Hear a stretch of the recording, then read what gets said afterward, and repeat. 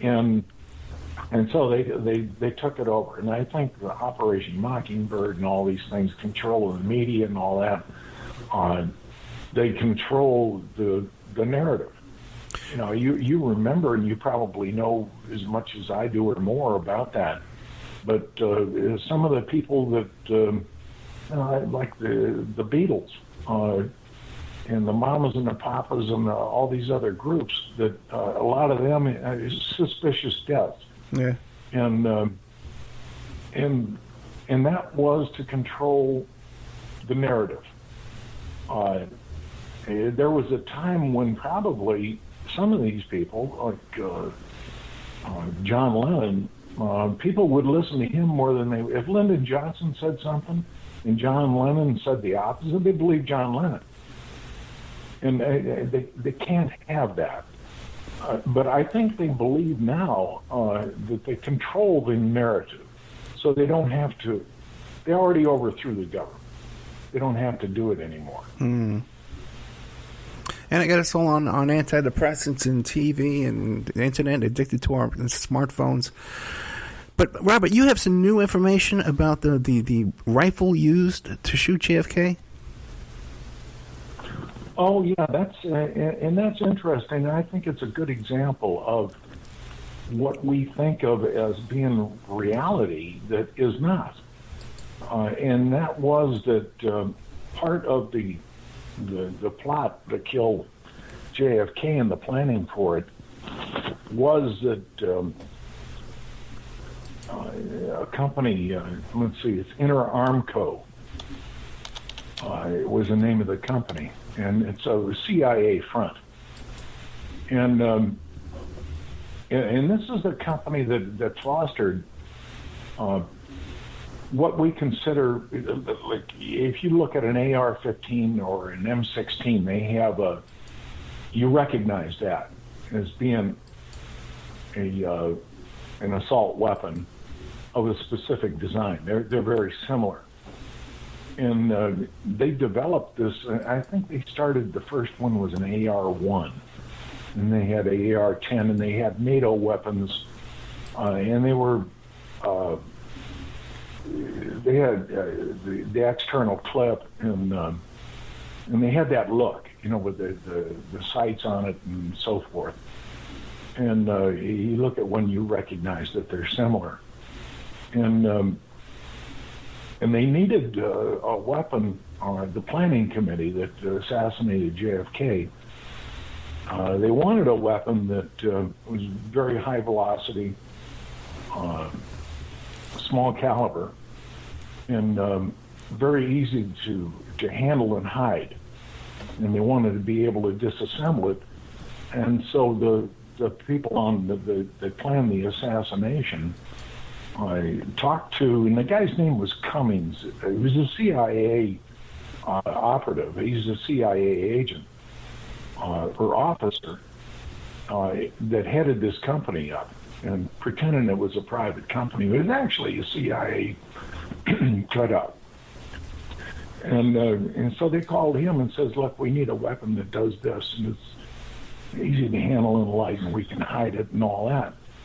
And so they modified what was already a NATO weapon that they made. They modified it for that, and that that became the model for the AR-15, the M16, and all the rest of them.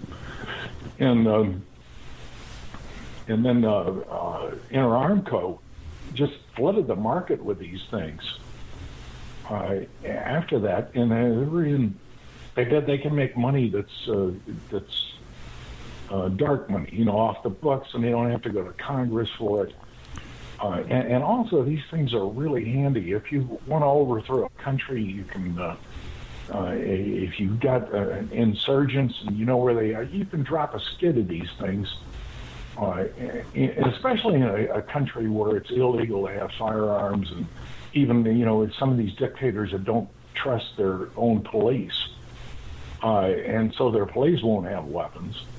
and you put that in the arms, a couple hundred people, they can take the country over. They can take the capital.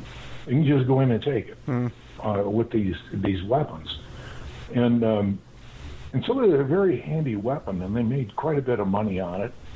And they marketed it by patriotism. Oh, it's you got a gun, you can stop somebody from overthrowing the government. Well, it's already been overthrown, for one thing. I've got friends that argue, the Second Amendment, people have these weapons, we can prevent the government from being overthrown. I say, it's already been overthrown and you don't even know it.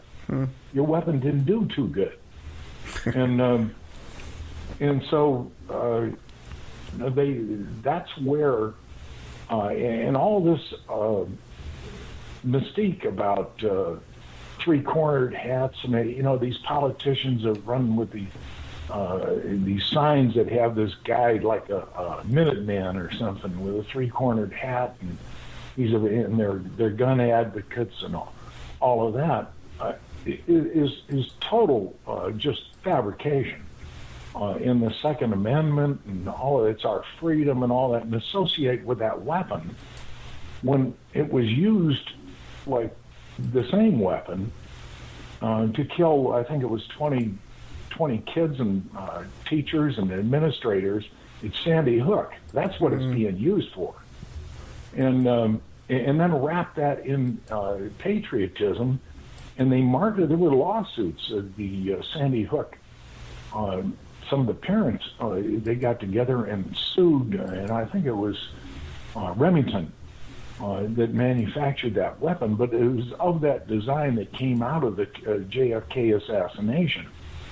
And they sued them, saying that, and the lawyers came up with their marketing techniques were such that they were using video games and targeting young boys that were so-called at risk to buy these weapons, who end up to be the ones shooting a bunch of kids in a schoolyard. And they deliberately targeted that. And then they got pictures of it with the Liberty Bell, the gun and all this, like it's patriotism. And they know exactly what they're doing with this stuff. And that's how we're living with, in my opinion, the JFK assassination. That's just one element of how we're still living with this today. And it was, 1963.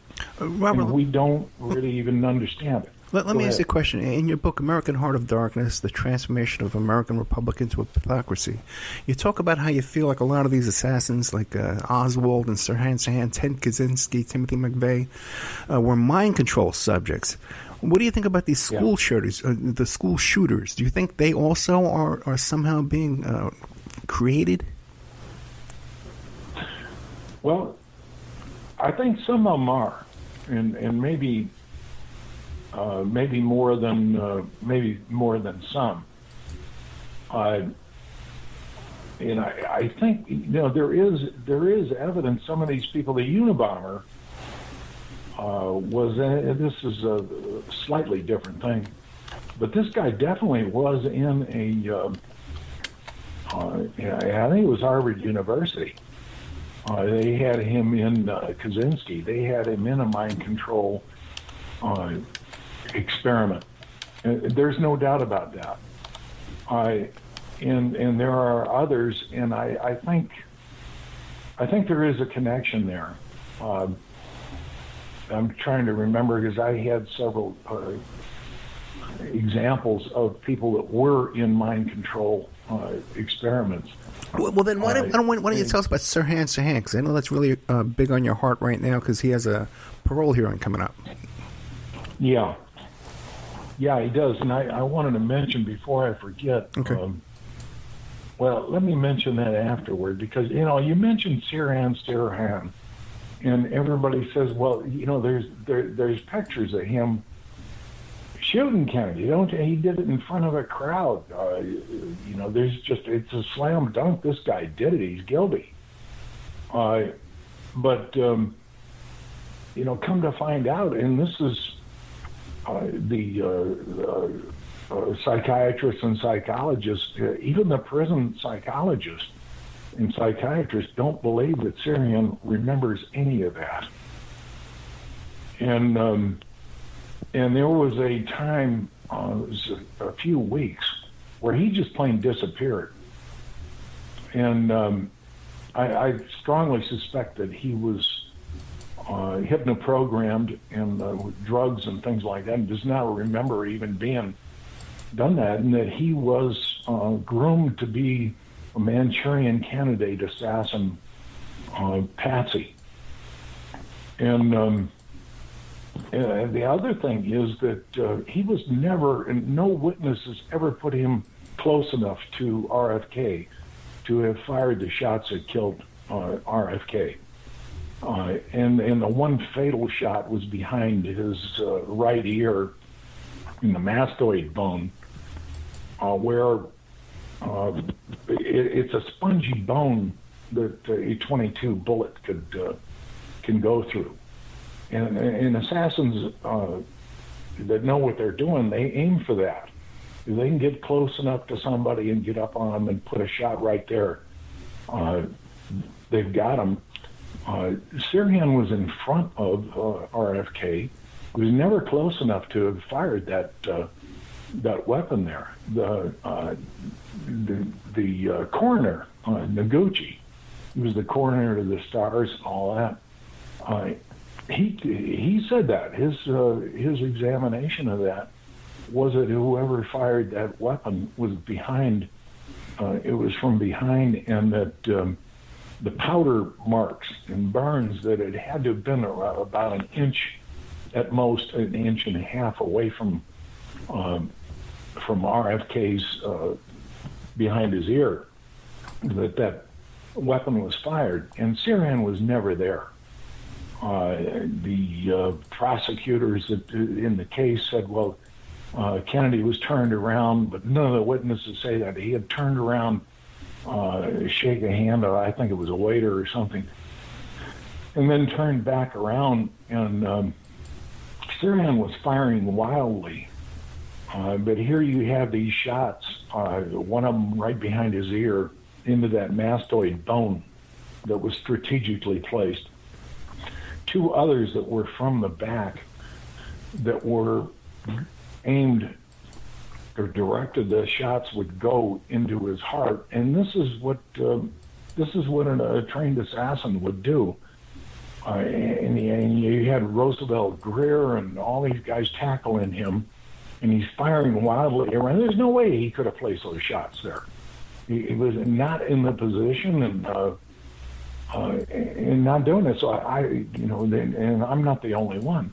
Now, when that case went to trial, his lawyer, who was named Cooper, was under indictment by the same court over something else, and he never challenged any of this evidence. The ballistics expert testified he had taken another weapon identical to Sirhan's, fired it, and then matched those bullets that he fired to the gun that he procured himself that wasn't even Sirhan's. Wow. And he presented this in court as a match. The guy was lying. His name was Wolfer. And the lawyer never challenged any of this evidence. And Sirhan got convicted. He never was. It wasn't really even a trial. His lawyer says, "Well, we're not. I'm going to stipulate that we're not even going to challenge that whether or not he did it. We're just saying that he had diminished capacity and these kinds of things." So Sirhan never got a trial. It was presented in court. There was a judgment and all this, but in retrials, he's been denied. The same thing happened to James Earl Ray. That everybody thinks, well, shoot, the thing went through the court and he had a lawyer and all this, but none of that happened. And this is what happened to Sirhan. Sirhan has no recollection of this whatsoever, and he's been under intense hypnosis and all sorts of things. Yeah, actually, he used to play poker with a guy